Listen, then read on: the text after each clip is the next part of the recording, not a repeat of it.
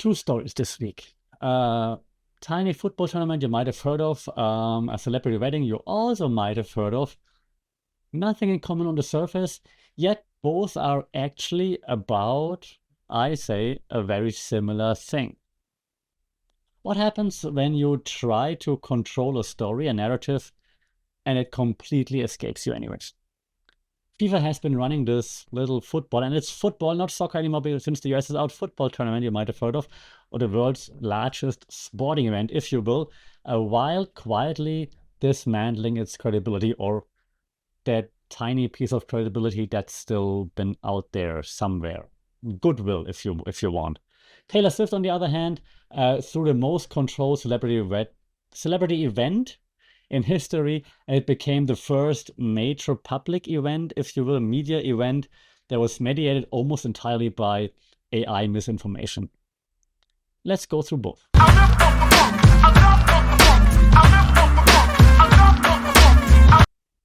Saudi Cup, and welcome to another episode here for the Funkit Mindful Media and Communication. And it's been a while, still semester break, so quite irregular right now. Semester returns commences in August, so will the Funkit Pod with weekly episodes then, of course. You can also see this from my, if you're watching the video, my chill, if you will, Muay Thai outfit here, returning to the actual teaching outfits and so on also in August. Okay, let's go into it. So for those who have not followed that tiny little football event that's happening in the US right now, and for those who are here for Taylor, we'll be getting to that soon, but first let's start with the FIFA World Cup. Okay, so what happened? Here's what happened. The US played a team called Bosnia and Herzegovina. That's not two teams, that's just one country that's called Bosnia and Herzegovina, okay? For those who might have been confused. Hello, American friends. Joking, I know it's not everybody. Okay, but so they played, the US won 2-0, 2-0. Great. During the game, their best striker, Balogun, got a red card.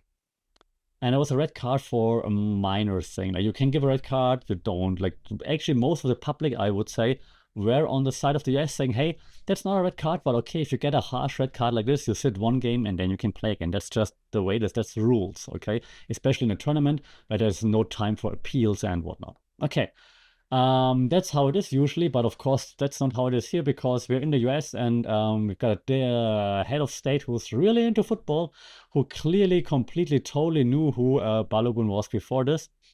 He called, allegedly, Trump called Infantino, the president of FIFA, said, my people say there was not a foul, do the right thing. And Infantino said, yep, we're going to use a rule that has never been, well, it has been used once before in 1962 or whatever, in the 60s, to suspend the suspension. So Balogun can play, and as fate will have it, the US lost 1-4 to Belgium.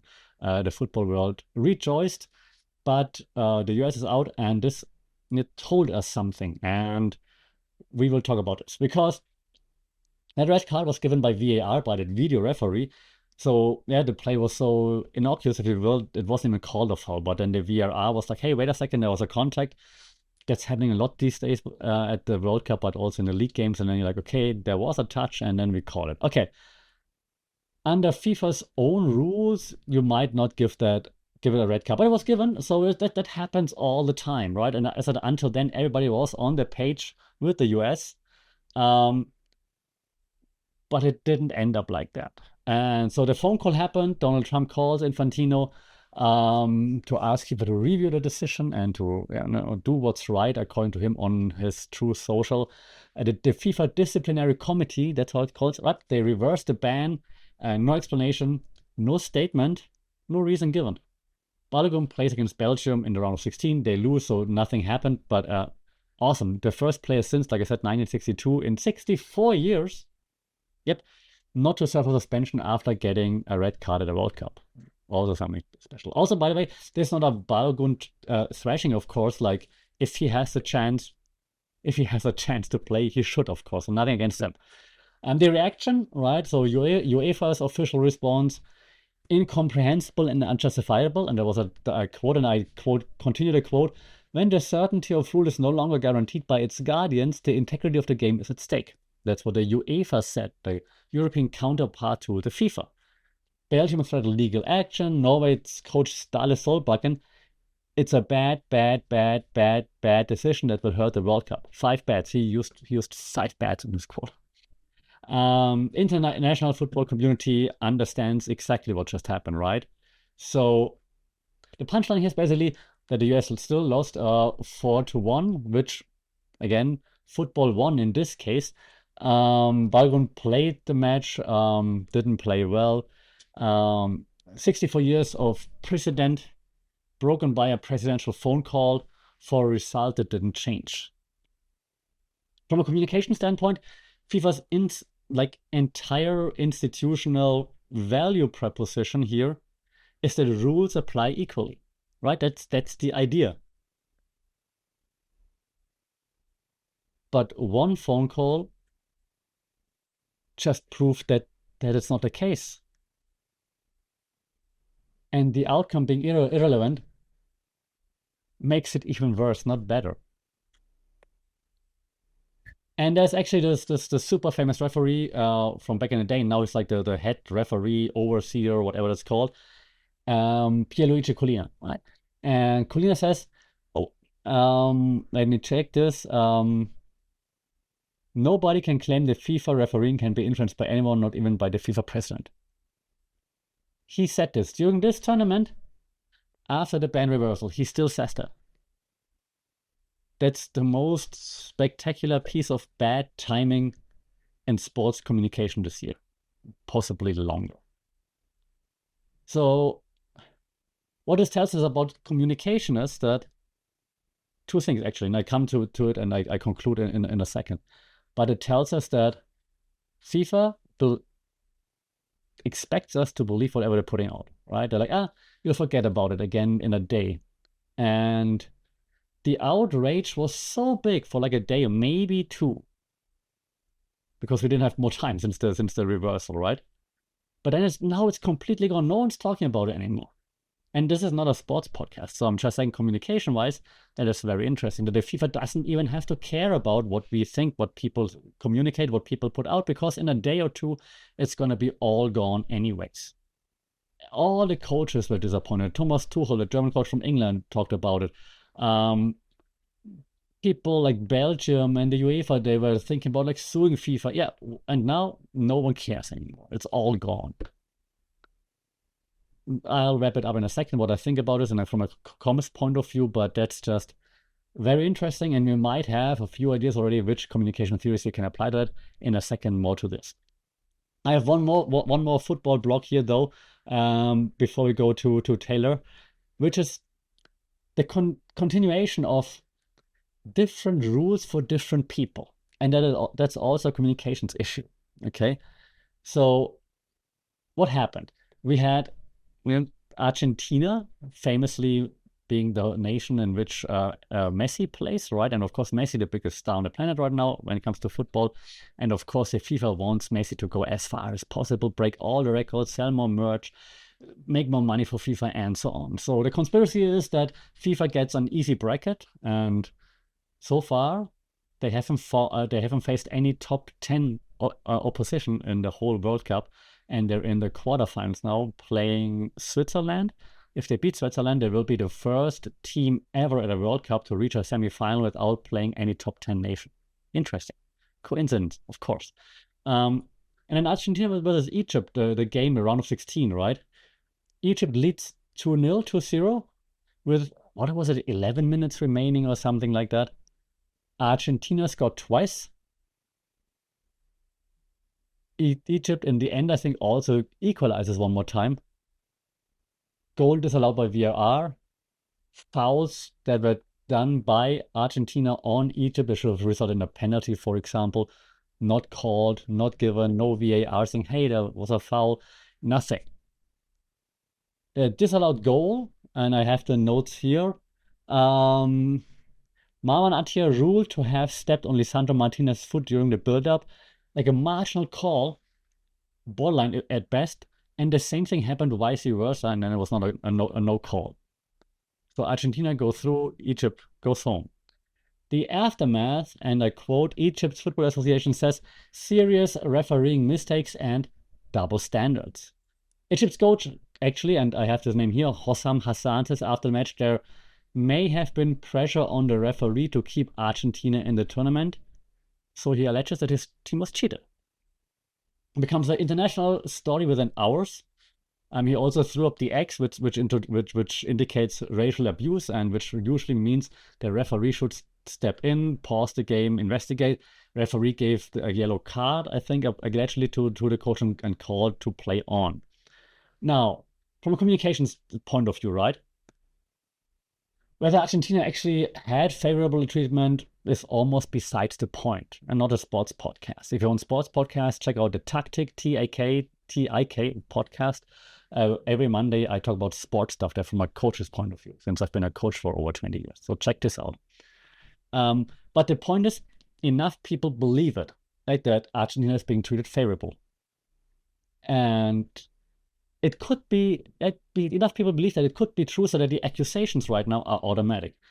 So even if Argentina now wins the game, the match against Switzerland, and they go to the semifinals and they win the semifinal, if they become world champions, there will be an asterisk next to it for a little bit. Of course, we will forget about it, but for right now, it will be like, yeah, of course they're winning it because Infantino wanted them to win.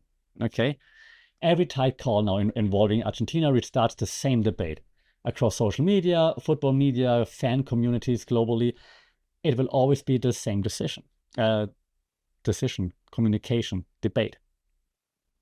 And the conspiracy theories don't thrive in environments of high institutional trust, and this trust has been broken by the FIFA with the Balogun red card reversal, with what's been happening with Argentina. Yeah, so those conspiracies, they thrive when institutions have given you reason to doubt them, and right now we have lots of reasons to doubt Argentina. The FIFA has now in the same tournament reversed a suspension after a presidential phone call and had its refereeing chief say nobody can influence them when clearly they were being influenced. The Argentina-Egypt situation and the Balogun situation are not connected at all, but they're happening to the same institution in the same 1 week span, 1 week span. Yeah, credibility does not absorb 2 hits like this. And like I said in the intro, credibility with the FIFA was like marginal from decades of corruption. And now it's getting smaller and smaller as we talk. Question though is, does it matter? Or we will forget about it because tomorrow we'll see another highlight reel of Messi's awesome goal against Switzerland, for example, and then we're just replaying this all the time, and we don't care about the FIFA meddling anymore. For those who are still interested in how institutional trust actually works, it takes years to build. It takes a long time to build trust. That's why trust is so important. That's why in communication, marketing, PR, what you name it, we always say you have to build trust with your audience. If there's no trust, they won't listen to you. And building trust is hard. Cracking trust is pretty easy, right? So it takes one visible exception to the rules to crack. One cracked, every subsequent claim of independence sounds like either naivety or dishonesty. And both isn't good for your institution. And I come back one more time to Colina's quote, nobody can influence us. That's what he said. It would have been reassuring 2 weeks ago, maybe, before the tournament started, maybe. Now it really reads as a provocation. And that is not good communication. Okay, but enough of the World Cup for now, because I know why you're here.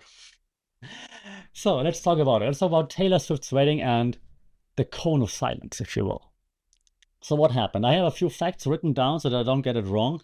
I'm not the biggest Swiftie, but even I could not escape it. So if I can escape it, it definitely is worth talking about because my algorithm is actively built to avoid Taylor Swift, and I couldn't. So let's talk about it. I think it was July 3rd, was it? At Madison Square Garden in New York City, New York. Where else? Where the reigning defending NBA World Champions are being hosted or being where there's their home Also, kind of funny that NBA champions are called world champions. Also, another NBA communications theory, conspiracy there. Did they really do this all by themselves? Who knows? Who's to say? But we're here to talk about Taylor Swift. So, Taylor Swift marries Travis Kelce. We've been there now. We've seen the TNT marketing label just married thingy. They had around, I have it down, around 1,000 guests, black tie, I think it was, according to what I found. And of course, we know that Adam Sandler officiated. Which religion does Adam Sandler belong? How does it? So billboards outside, MSG lit up, just TNT. Great ads for TNT.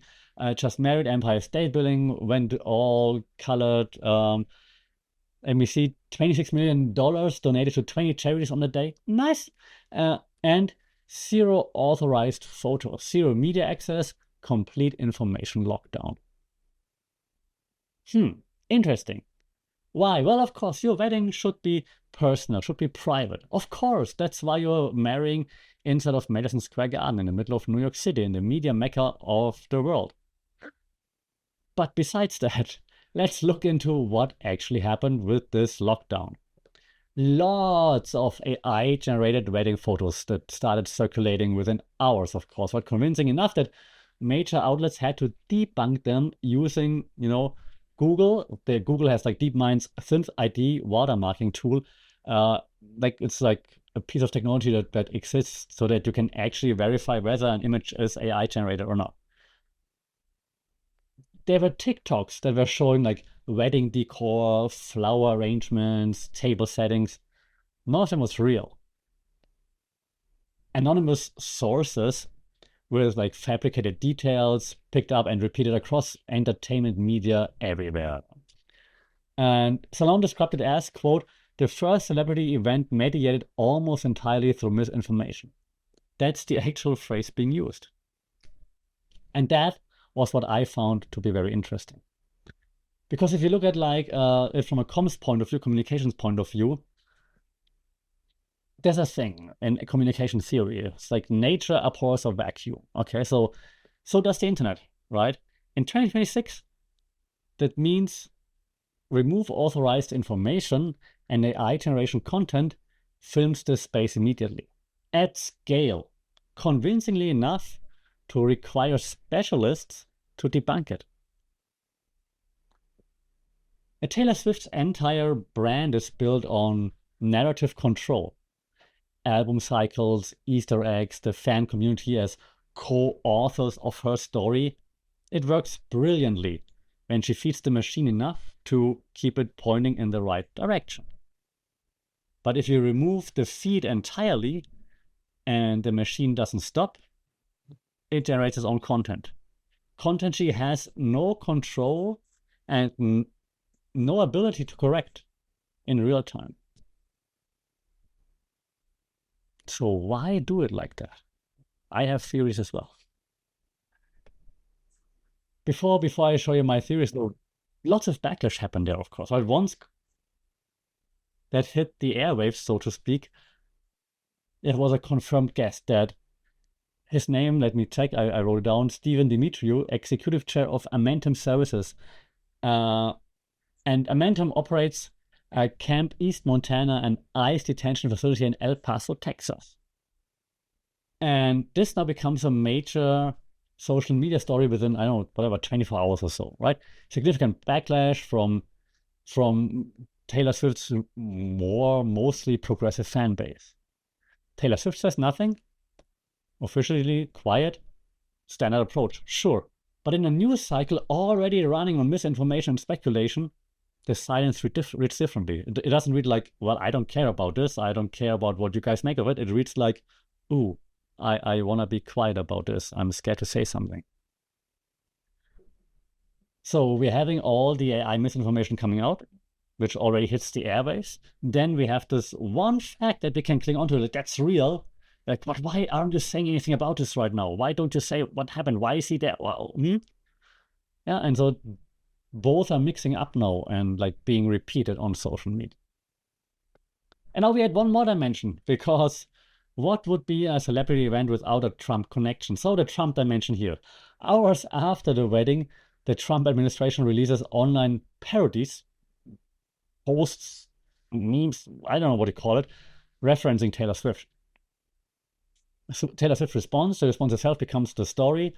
What does it mean? Is she taking a position? Why now? Why this? What's up? Her fan base, which of course contains lots of people with a lot of different political views, starts fighting with itself. So the whole cone of silence, don't say a word, didn't prevent the political story.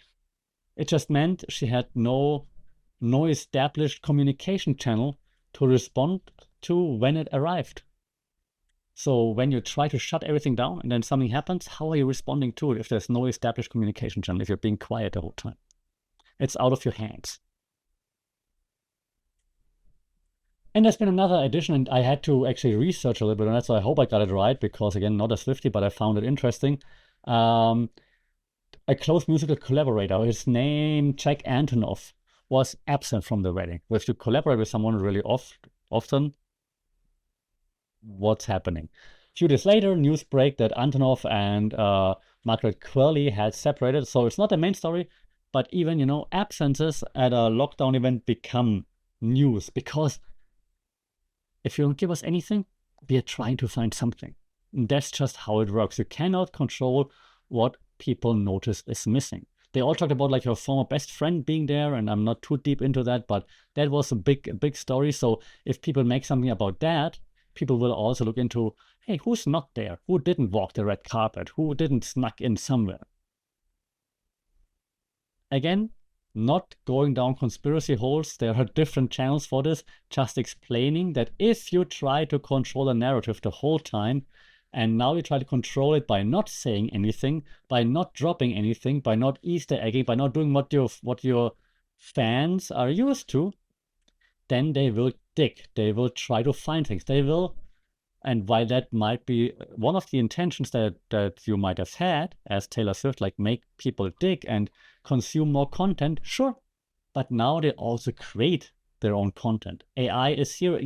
AI will not go away anymore. So now they create their own content. They create what they think should be there, what they might have seen, what they thought of. And good luck trying to control this while being quiet. So let me connect the threads, okay? FIFA and Taylor Swift both try to control what the public saw and knew. Different context, of course, same strategic impulse. Manage the information, manage the story. FIFA managed it by ignoring its own rules quietly and hoping nobody made the connection. Instead, the defining story of the tournament and the permanent damage to their like what are they called? Independent narrative. What Colina said, right? He's like, we're independent, no one can influence us. So nobody believes it anymore. You can clearly be influenced. Taylor Swift managed it by removing all authorized access instead, of like just quiet and a few things that came out from people close to her. We have the first major celebrity event experienced primarily hardware through AI-mediated images, AI-generated content. So through content that was not taken there. Sit with it for a second. Lots of things you see about that event aren't real. And we're okay with it? Why? We talked about this on this podcast before, why we're okay with it. Yeah, so this is a rhetorical / reflective question. And if you're not sure about the answer, we will talk about this soon on a different episode. There's this concept that you probably heard of. If you're listening to a podcast like this, you're familiar with the Streisand effect, of course.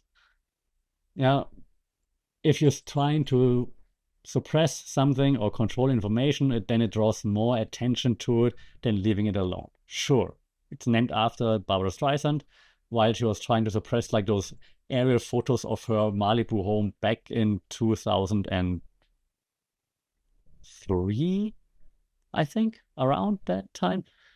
And so it made it globally famous, of course. And both stories I'm talking about right now are kind of like variations of it, right?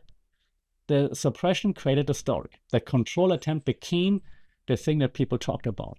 You're trying to control it, ignore it, lie about it. And so we're pointing our finger on that. We're putting a finger on that wound. Now, in both cases, the thing being protected didn't need protecting. The football was still good.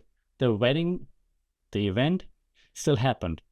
Balogun played and the US lost anyways. Swift and Kelsey are married regardless of what the AI images look like. So the results, the outcome didn't change. But the strategies used by both parties created the exact problems they were designed to prevent. And that's the communications lesson. Probably won't stop anyone from trying the exact same thing again next time, but it really should. That was me during the holidays ranting or talking about what's happening in my feed. One thing that I actively follow, another thing that I actively ignore, and yet it made it into my feed, so we had to talk about it.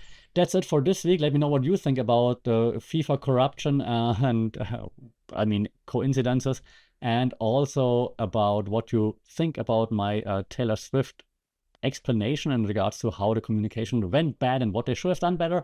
Shout out in the comments, at FunkedPod everywhere. I want to say it back next week. Not sure. Definitely back in 2 weeks when the semester kicks off again. Until then, stay safe, take care, talk soon. Sawadee ka.